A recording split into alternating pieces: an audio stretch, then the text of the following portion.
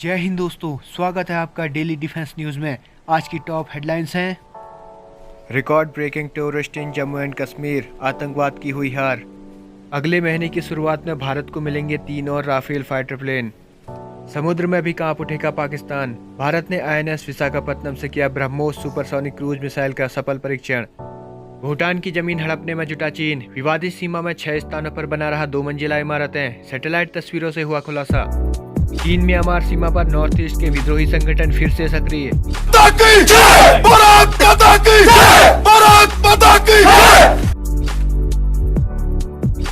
कश्मीर में करीब 2 साल बाद पर्यटकों की रौनक फिर से दिखाई दे रही है।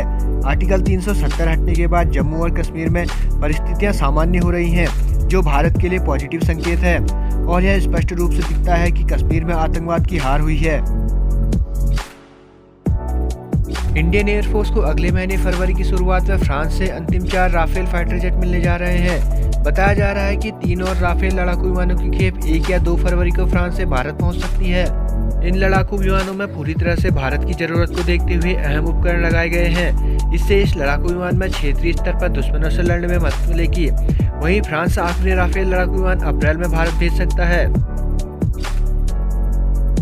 भारत ने मंगलवार को भारतीय नौसेना के INS विशाखापत्तनम युद्धपोत से मंगलवार को ब्रह्मोस सुपरसोनिक क्रूज मिसाइल का सफल परीक्षण किया। DRDO के एक अधिकारी ने कहा, ब्रह्मोस सुपरसोनिक क्रूज मिसाइल के उन्नत समुद्र से समुद्र संस्करण का आज INS विशाखापत्तनम से परीक्षण किया गया।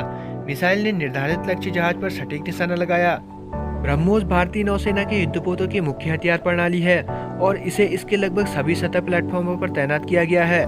पानी के नीचे का संस्करण भी विकसित किया जा रहा है, जिसका उपयोग न केवल भारत की पनडुब्बियों द्वारा किया जाएगा, बल्कि मित्र देशों को निर्यात के लिए भी इसको पेश किया जाएगा। चीन तेजी से पड़ोसी देशों की जमीन और संसाधनों पर अतिक्रमण करने की नीति पर आगे बढ़ रहा है। चीन का नया शिकार भूटान है। अमेरिकी डेटा एनालिटिक्स फर्म हॉकाई 360 के सैटेलाइट इमेजों के अनुसार चीन ने भूटान के साथ अपनी विवादित सीमा पर 2 मंजिला इमारतों समेत 200 से अधिक संरचनाओं के निर्माण में तेजी लाई है। चीन विवादित सीमा में 6 स्थानों पर इन निर्माण कार्यों को अंजाम दे रहा है।